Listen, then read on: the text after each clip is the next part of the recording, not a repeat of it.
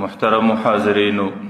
ستاسو په حضور کې ما د پیغمبر علیه الصلاۃ والسلام د یو حدیث مبارک روایت پیش کړي.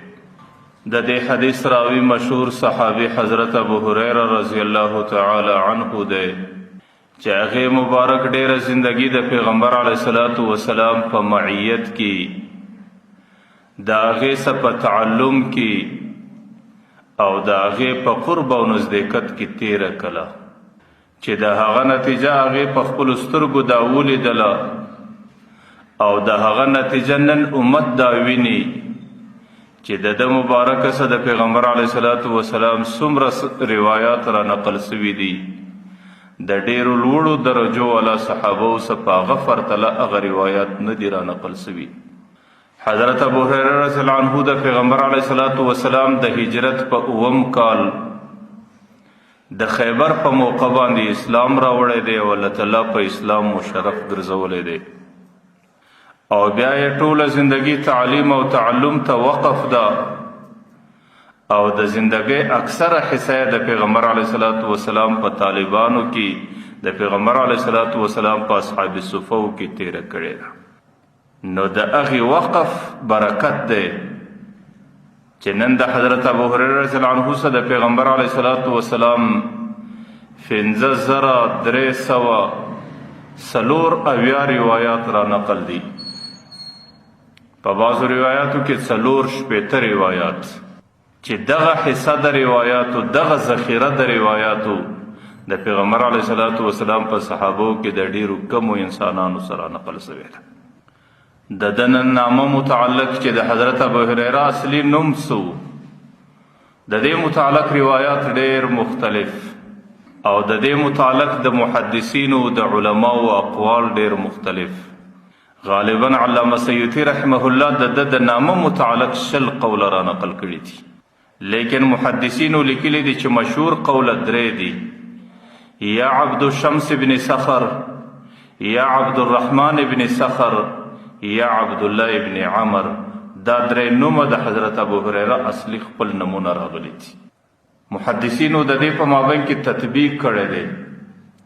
چې غالبا د جاهلیت په دور کې د نوم عبد الشمس ابن صخر، لیکن چې کله الله تعالی په اسلام باندې مشرف کړي نو بیا پیغمبر علیه الصلاۃ والسلام پر د باندې عبد الرحمن ابن صخر کښې شوی او د ده کنیت ابا هریرہ، ابو هریرہ. هریرہ دا تصغیر د حرتون دی، حرتون پشي ته ویل کیږي، او هریرہ چونکه تصغیر دی، په تصغیر کې قلت او حقارت دی، نو هریرہ معنا کوچنی پشي. او چې کله د کنیت ابو هریرہ سو، ابو هریرہ دا معنا د کوچنی پشي پلار. د سره چا پوښتنه وکړه چې تا ته ولې ابو هریرہ وایي، د به د خپل کنیت متعلق جواب دا پیښاوی، د ویل چې وکنتو ارعى الغنم، زه شپانوم د کلي پسونه مې پیل، وکانت لی هریرة صغیره، زما دپاره یو کوچنۍ پشي وله، فاذا كانت الليلة وضعته في الشجره، چې کله به شپه راله ما به دا په درخته کې کښېښوله، بیا به دې شپه په درخته کې تېره کړه. واذا كانت الصباح فاخذتها، چې کله به سهار سو ما به دا بیرته راواخیستله، فلعبت بها، ما به ګرده ورځ د ځانه سره بیولې او بازۍ به مې ورباندې کولې، او خلکو به دا زما سره ډیره لیدله. فکنوني ابا هریرہ، بره به خلکو ما ته ویلې ای ابا هریرہ، ای د پشي پلاره. او چې کله اسلام راوړی او د پیغمبر علیه الصلاۃ والسلام صحابو کې وو، چونکې دې نامه باندې د صحابو په علاقه او په قبیله کې ډیر شهرت درلوده، نو پیغمبر علیه الصلاۃ والسلام هغه کنیت برقرار وساته. د پیغمبر علیه الصلاۃ والسلام په دور کې د په دغه نامو باندې مشهور. ما درته ویل د اسلام راوړلو وخت دا د خیبر موقع وه. په ابتدا کې د غریب زین ډیر کندو او زین ډیر فتسو او حافظه ډیره کمزورې او شی په دماغ کې نه راتلی، او ډیر ځله به د دې تذکره پیغمبر علیه السلام تم کوله چې د الله رسول ستا خبرې زمانه یادیږي. او حضرت ابو هریرہ رضی الله عنه چې کله په اسلام مشرف سو نو د په کور کې مور ولا، او د مور په ځواني کې بې خاونده سوی او خاوند یې وفات سوی و، لیکن هغې مور د خپل محبت په خاطر د دې خپلو بچانو سره نوره زندگی تیره کړه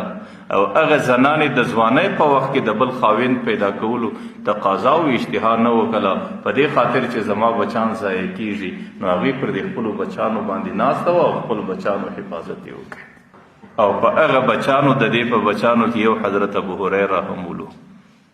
او پیغمبر علیه الصلاة والسلام به د دې عمل ډېر فضیلت بیانوي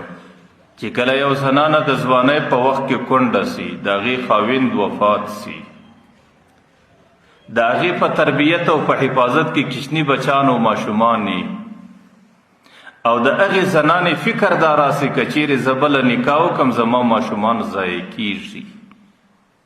او دا پر دې خپلو بچانو باندې وزر وغوړي او دا پر دې خپلو بچانو باندې کښیني او در مرګه پورې زندگی د دې بچانو سره تیره کړي چې څومره زندگی الله ور باندې راولي در مرګه پورې کې شپه ده کې ورځ ده کې سهار ده کې ماښام ده الله تعالی د دې ټوله زندگی په جهاد او په غزا کې ورشماري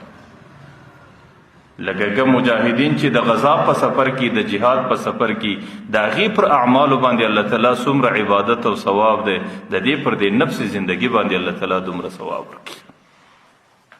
او چې کله دې باندې مرګ راسي او دا وفات سي نو د قیامت په میدان کې الله تعالی دا د شهیدانو په صفو کې راپورته کوي او الله تعالی د شهادت په درجه باندې دا نازوي نو د حضرت ابو هریره رضی الله عنه مور چونکې په ځوانۍ کې بې خاونده وه او د هغې خاوند وفات سوی و نو هغې د خپلو بچانو د حفاظت په خاطر نوره زندگی د دې خپلو بچانو سره تیره کړه او چې کله بچان لویان سو په هغې کې یو حضرت ابو هریره و چې الله تعالی هغې په اسلام باندې مشرف کړ حضرت ابو هریره رضی الله عنه به د ورځې د پیغمبر علیه السلام سره و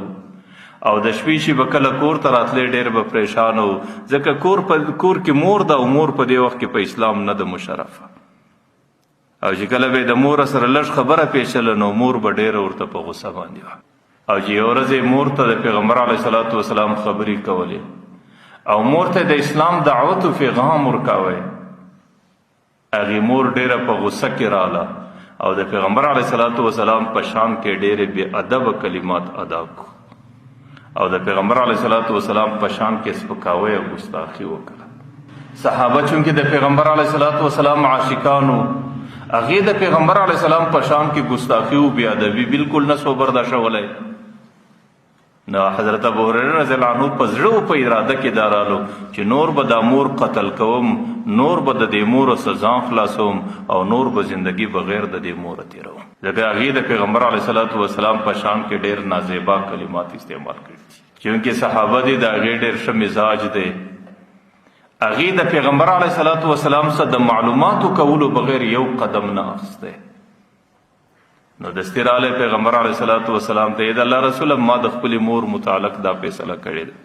چې هغه ستا په شان کې ګستاخي کوي نو زما اراده دا ده چې د دې مور قتل وکم او زه د دې مور قتل ته تیار یم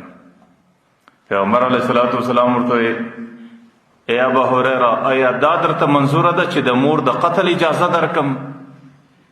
او که دا دې خوښه ده چې زه ستا مور ته د هدایت دعا وکړم چې الله تعالی په اسلام مشرف کړي حضرت ابو هریره رضی الله عنه ته د الله رسوله چې کله زما مور ته د اسلام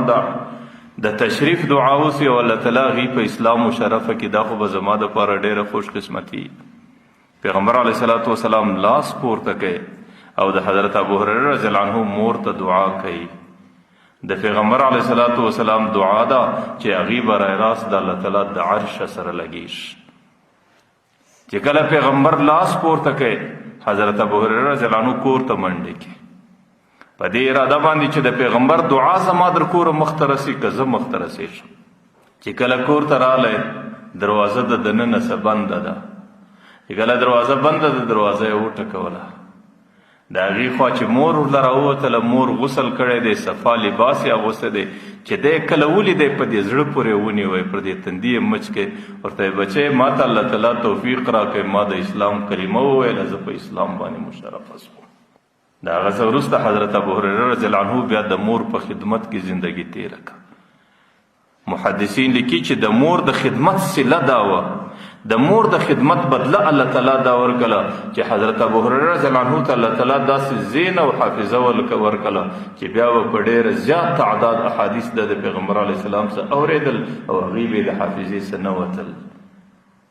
د هغې د خدمت د بدلې په خاطر نن الله تعالی د شمار د پیغمبر په هغه صحابو کې کړی دی چې د پیغمبر علیه السلام زیات روایات در دې امته پورې الله تعالی د په ذریعه